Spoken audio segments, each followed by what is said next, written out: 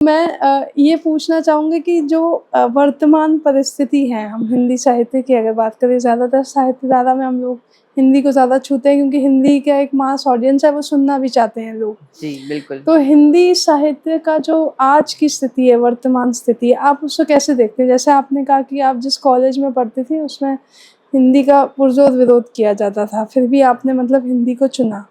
तो अभी की एट प्रेज़ेंट मतलब आप हिंदी को कैसे देखती हैं? हम लोग जैसे कहते हैं ना कि अच्छी हिंदी, कठिन हिंदी या फिर वो क्या कहते हैं, हिंदी सिंपल होनी चाहिए, बोलचाल की हिंदी होनी चाहिए, लेकिन अंग्रेज़ी के साथ ऐसा संघर्ष नहीं है।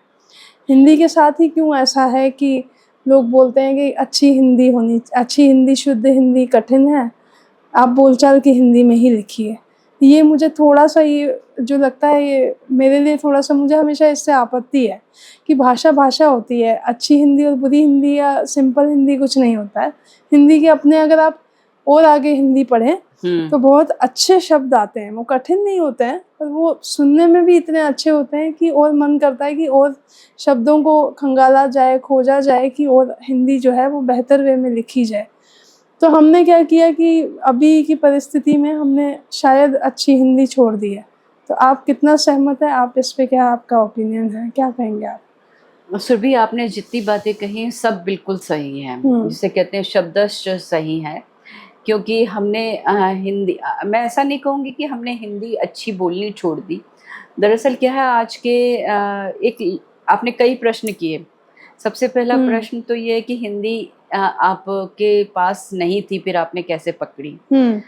देखिए, हिंदी तो बाहर के लोग जो हिंदी जानते नहीं, वो भी सिनेमा देखते हैं और हिंदी के गाने समझते हैं। बिल्कुल, राज कपूर आपको सब जगह मिल बिल्कुल, जाएँगे। बिल्कुल। तो मेरा नाम जोकर तो रशिया में भी दिखेगा आपको, लंदन में भी दिखेगा, सब जगह दिखेगा। तो हिंदी की जो बात है, हिंदी पहले हमारी मुख्य भाषा नहीं बनने वाली थी। ब्रज भाषा जो थी वो मुख्य भाषा हाँ। बनने वाली थी। लेकिन अचानक ही 1900 कहेंगे या 1800 कुछ से हिंदी एकदम से हिंदी की खड़ी बोली जो है वो प्रचलित हो गई, और 1901 के बाद तो बहुत ही ज़्यादा प्रचलित हो गई। और हम लोग जो दिल्ली वाले हैं वो तो खड़ी बोली बोलते हैं। हमारी भाषा में तू भी होता है, लेकिन उत्तर प्रदेश लखनऊ की तरह आप भी आप होता भी है। होता है। हाँ, तो हिंदी जो है, हालाँकि पढ़ाई में ज़्यादा नहीं रही, लेकिन मैंने ट्यूशन में पढ़ाई और मैंने पढ़े, जैसे कहते हैं उपन्यास। मैं इंग्लिश में पढ़ती थी तो मेरी दीदी हिंदी में पढ़ती थी। तो हिंदी के उपन्यास जब मैं उसके लिए लेके आती थी, एक चलन था किराए पे लाना और पढ़ना, और जल्दी से 2-3 दिन में मोटा-सा उपन्यास पढ़ के वापस भी करना। तो राजन इकबाल सीरीज़ ये सब बचपन में हमने भी पढ़ी, चंपक, लोटपोट, चंदन हमने भी पढ़ी, नंदन, चंदा मामा हमने भी पढ़ी। और हिंदी के कवियों को टीवी पे सुना, और टीवी टीवी पे दूरदर्शन पे सुना, खासकर काका हाथरसी, सुरेंद्र शर्मा जी अब भी हैं। तो इन लोगों को सुना, हुल्लड़ मुरादाबादी जी को सुना, तो ऐसे जैमिनी हरियाणवी जी को सुना, तो सुभद्रा कुमारी चौहान को पढ़ा। तो हिंदी का ये है कि हिंदी की जो भाषा है वो बहुत सरल सहज है। पहले नहीं लिखा था मैंने, बट बाद में लिखा कि वैज्ञानिक आधार है, मधुर बहुत रसधार। संस्कृत के बाद हिंदी ही सबसे वैज्ञानिक भाषा है। जैसा बोलते हैं वैसा लिखते हैं। इंग्लिश के साथ ऐसा नहीं है।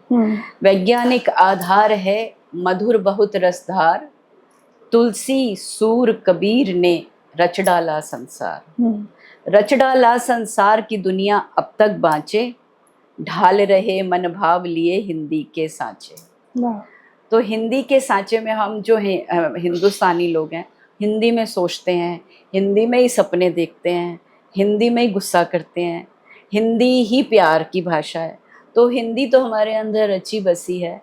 वो अलग बात है कि जो पहले विद्यालयों में सिखाई जाती थी, विद्यालयों में, कि उसको लॉजिकली सिखाते थे कि ये शब्द कैसे बना, ये वर्ण कैसे बना। अब जो है उसको कंप्यूटराइज्ड युग में सरल सहज करने के लिए, जैसे पहले हम हिंदी में आधा न लगाते थे, अब ऊपर बिंदी लगा के काम चला लिए।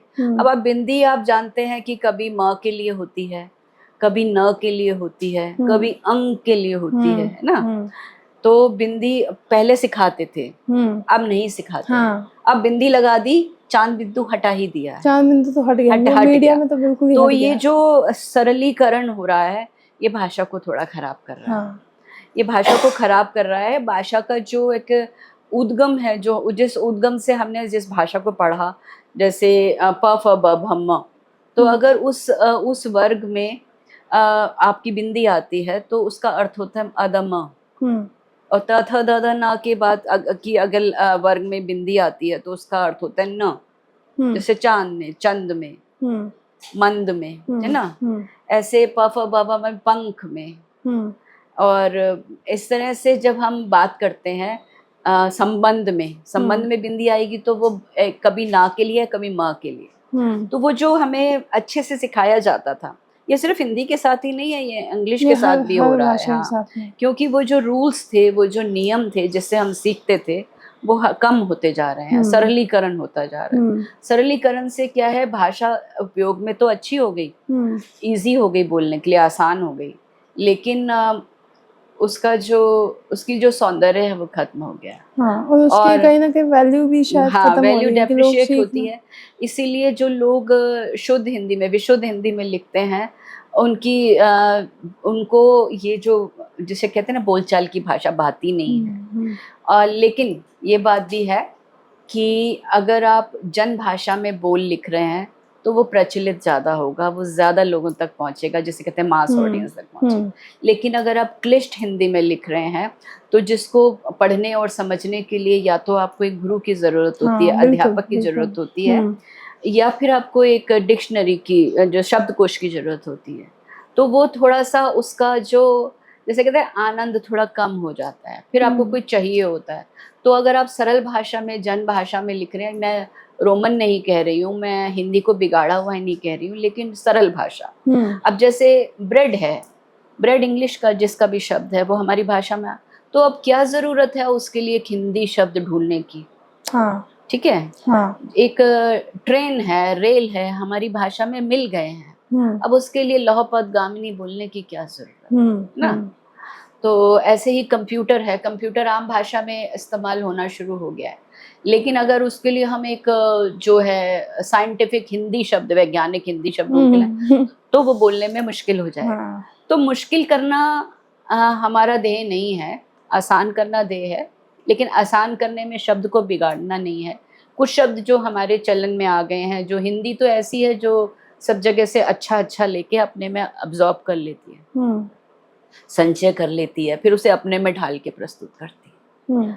तो अगर हमने कुछ शब्द ले लिए हैं तो वो रहें। लेकिन अब आप ये जो आपका मुख्य प्रश्न था कि जैसे मैं देखती हूँ कि कंप्यूटर पे या फेसबुक पे या सोशल साइट्स पे लोग लिखते हैं और वो भाषा कुछ अलग ही हो गई है। हाँ।